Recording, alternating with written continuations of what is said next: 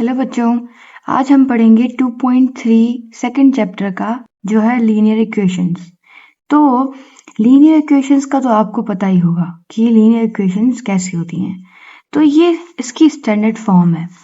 यहाँ पे डेरिवेटिव होगा फर्स्ट डेरिवेटिव, साथ में p ऑफ x और y होगा। ये डेरिवेटिव नहीं है, ये सिंपल y है, और साथ में इसके इक्विवेलेंट की साइड f ऑफ x एक फंक्शन होगा। तो अब स्टेप्स जानते हैं कि स्टेप्स कौन से होंगे सोल्यूशन फाइंड करने के लिए। ये स्टेप्स हैं, ये 3 स्टेप्स आपको याद होने चाहिए। पहला है comparing with the standard linear differential equations. जो भी गिवन आपको इक्वेशन होगी वो आप इस इक्वेशन से आप उसको कंपेयर करेंगे कि ये सारी इक्वेशन स्टैंडर्ड फॉर्म में है कि नहीं। अगर है तो सेकंड स्टेप पे आप जाएंगे। सेकंड स्टेप है इंटीग्रेटिंग फैक्टर फाइंड करने के लिए। इंटीग्रेटिंग फैक्टर फाइंड करने के लिए हम क्या करते हैं, ये जो p है इसको हम एक्सपोनेंशियल की पावर में इंटीग्रेट करते हैं। और तीसरा स्टेप ये है कि हम इस सारों को इसमें पुट करेंगे।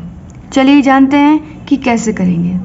अब हम 2.3 का पहला क्वेश्चन करेंगे जो है dy/dx = 5y। तो पहला स्टेप क्या था?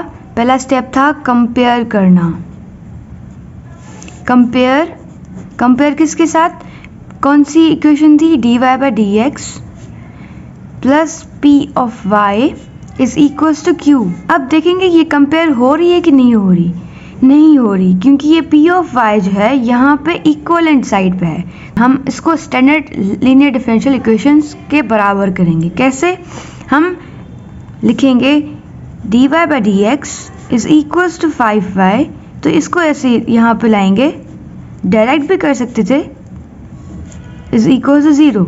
तो ये अब बन गई इसके, ये dy/dx plus p of y = q। तो ये वाली जो इक्वेशन है इसके बराबर बन गई। कैसे? ये वाला q जो है ये 0 है, p ऑफ y जो है p 5 है और dy/dx भी सेम ही है। तो ये एक स्टैंडर्ड लीनियर डिफरेंशियल इक्वेशन के कंपैरिजन में ओके है, सही है। तो आगे चलते हैं। सेकंड स्टेप कौन सा था हमारा? इंटीग्रेटिंग फैक्टर फाइंड करने का, IF जिसे कहते हैं शॉर्ट फॉर्म में। IF कैसे फाइंड करते हैं? इसको ऐसे फाइंड करते हैं कि e एक्सपोनेंशियल की पावर में इंटीग्रेशन किसकी होगी? इसकी, p की। तो हम क्या करेंगे, हम यहाँ पे एक्सपोनेंशियल की पावर में p क्या है? -5। तो हम माइनस बाहर भी रख सकते हैं और dy/dx, सही है, dx। तो यहाँ पे एक्सपोनेंशियल की पावर 5 की इंटीग्रेशन क्या होगी? 5x। ये माइनस बाहर था, ये 5x हो जाएगा। तो हमारा इंटीग्रेटिंग फैक्टर क्या हो जाएगा? Exponential of -5x। ये आ गया हमारा इंटीग्रेटिंग फैक्टर। तो हम इन दोनों को, ये वाली इक्वेशन और इस वाली इक्वेशन को हम पुट करेंगे थर्ड वाले स्टेप में।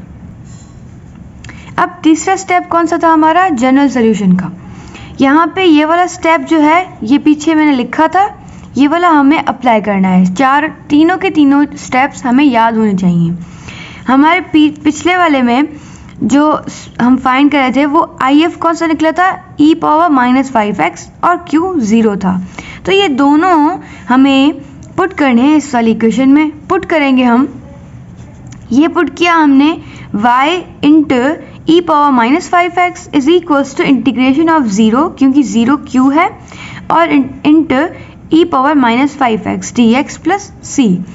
तो अब इसमें हमें जाहिर है कि यहाँ पे 0 की टर्म ये पूरा 0 हो जाएगा और 0 की इंटीग्रेशन क्या होगी? 1। तो 1 प्लस c, मतलब कांस्टेंट में कुछ भी प्लस करो तो वो कांस्टेंट ही आएगा। तो हम क्या करते हैं कि हम कांस्टेंट ही लिखते हैं। तो y यहाँ से सेम ही होगा, क्योंकि यहाँ पे कोई चेंजेस नहीं है। यहाँ पे आएगा, ये वाला स्टेप है कि ये वाला यहाँ चला जाएगा अपॉन की फॉर्म में, सही है, अपॉन की फॉर्म है। तो ये ऊपर चला जाएगा, क्या हो जाएगा, y is equal to c into e power 5x। ये हो गया पूरा जनरल सॉल्यूशन।